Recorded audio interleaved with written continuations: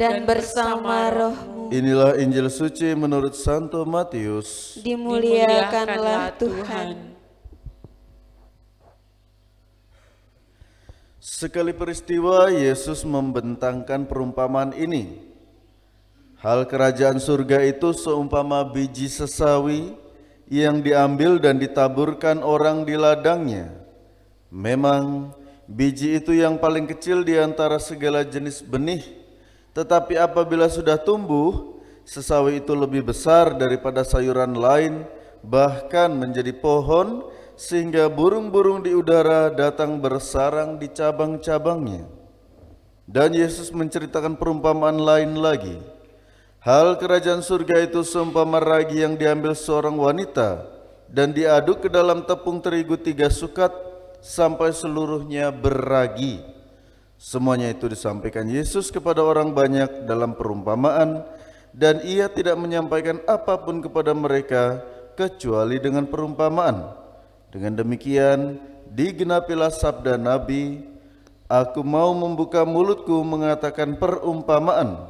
Aku mau mengucapkan hal yang tersembunyi sejak dunia dijadikan." Demikianlah sabda Tuhan. Terpujilah Kristus.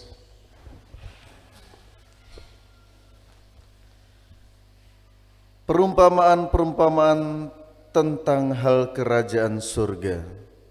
Saudara-saudariku yang dikasihi Tuhan, hari ini Yesus memberikan penjelasan tentang hal kerajaan surga, bukan dengan metode yang begitu rumit, bukan dengan penjelasan yang abstrak atau yang kabur, melainkan dengan perumpamaan-perumpamaan sederhana yang dapat dipahami oleh para pendengarnya kala itu, yang mayoritas adalah seorang petani dan juga rumah tangga.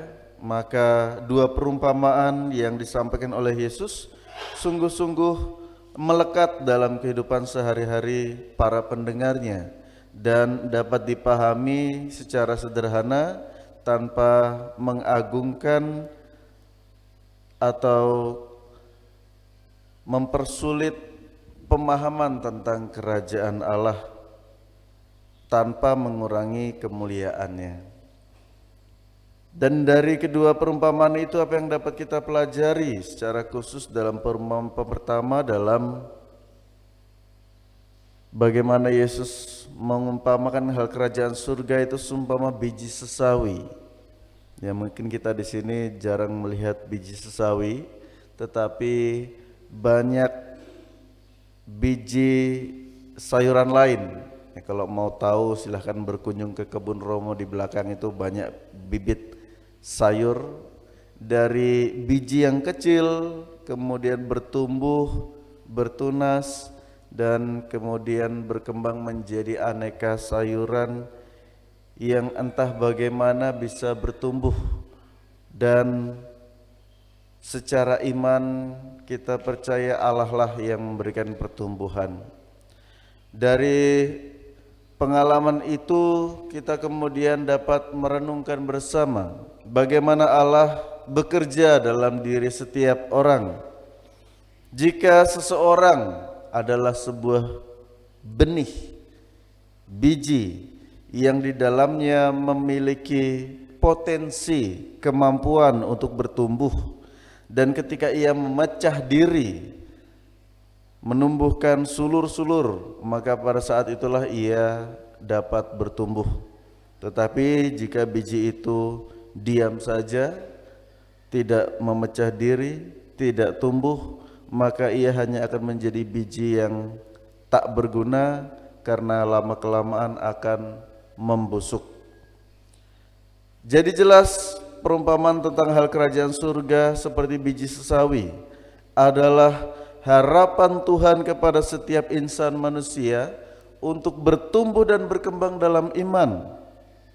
Yesus mengumpamakan hal kerajaan surga dengan biji sesawi, biji yang paling kecil, mau menggambarkan kepada kita bahwa Tuhan Allah tidak menuntut kita untuk menjadi seorang yang luar biasa hebat, tetapi dari hal-hal sederhana kecil kita mesti menunjukkan kerajaan Allah kepada semakin banyak orang yang digambarkan sebagai burung-burung di udara yang datang bersarang. Mereka yang membutuhkan perlindungan, mereka yang membutuhkan tempat bernaung, mereka yang membutuhkan harapan, mereka yang membutuhkan kasih sayang dan juga mau didengarkan. Kita adalah bibit-bibit kerajaan surga yang ditanam Tuhan di tengah masyarakat. Pertanyaannya, apakah kita mau bertumbuh bersamanya atau lebih memilih menjadi pribadi yang kerdil, yang tidak berbuah, dan dengan demikian kita tidak berguna bagi sesama.